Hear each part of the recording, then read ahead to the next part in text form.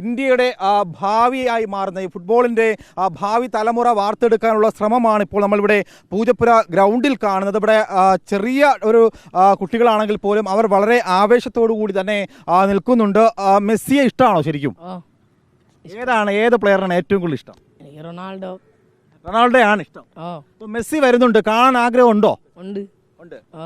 എത്ര കാലമായി ഫുട്ബോളിൽ ഇവിടെ കളിച്ചു വരുന്നു? ഞാൻ 2.5 ആഴ്ച. ഇവിടെ 2 വീക്സ് ആയതേ ഉള്ളൂ. ഇതിന് മുൻപ് എവിടെയായിരുന്നു പരിശീലനം? ഇവിടെ ടെക്സ്റ്റൈൽസിൽ നെടുങ്കാട്. അപ്പോൾ തിരുവനന്തപുരം ഗ്രീൻഫീൽഡ് സ്റ്റേഡിയത്തിലാണ് മെസ്സി വന്നിറങ്ങുന്നത്. നവംബർ 10-നാണ്. 10-നും 18-നും ഇടയിൽ എത്തുമെന്നുള്ളതാണ് പ്രഖ്യാപനം. അറിഞ്ഞോ ഇതൊക്കെ? എപ്പോൾ അറിഞ്ഞു? ഇന്നലെ അറിഞ്ഞോ? കൂട്ടുകാരൻ പറഞ്ഞു തന്നു അല്ലേ? അപ്പോൾ റോഷ്നി, അതാണ് ഇവര് ചിലരൊക്കെ അറിഞ്ഞു വരുന്നുണ്ട്. ഇവരുടെ മാഷ് നമുക്കൊപ്പം ഉണ്ട്. മാഷ ഇപ്പോൾ ഒരു ചെറിയ ടീമാണ് ഇവിടെ പരിശീലിച്ച് വരികയാണ്. മെസ്സി വരുന്നു എന്നുള്ളത് വലിയ ആശങ്കകളുണ്ടായിരുന്നു, സംശയങ്ങളുണ്ടായിരുന്നു. ഇപ്പോൾ ഒടുവിൽ എത്തുന്നു എന്നുള്ള ഔദ്യോഗിക പ്രഖ്യാപനം എത്തിയിരിക്കുകയാണ്. അത് വളരെ സന്തോഷം തോന്നി. കാരണം ഞങ്ങൾ ഒരു വർഷത്തോളമായി കാത്തിരിക്കുന്ന ഒരു സംഭവമാണിത്. പക്ഷേ അത് ഗ്രീൻഫീൽഡ് സ്റ്റേഡിയത്തിന് കിട്ടിയെന്ന് പറഞ്ഞപ്പോൾ തിരുവനന്തപുരത്തുകാരെ സംബന്ധിച്ചിടത്തോളം ഇതിനപ്പുറം ഒരു ഇതില്ല. അപ്പോൾ ഞങ്ങളെല്ലാം വളരെ ആവശ്യത്തിലാണ്.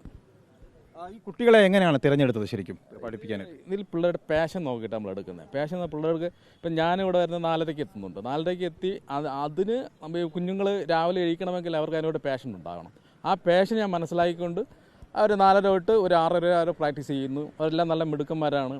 പിന്നെ ക്വാളിറ്റിയുള്ള കുറച്ച് പിള്ളേരാണ്, കളിക്കാൻ താല്പര്യമുള്ളവരാണ്. അത് മനസ്സിലാക്കിക്കൊണ്ടാണ് ഞാൻ ഇതിലേക്ക് വന്നത്.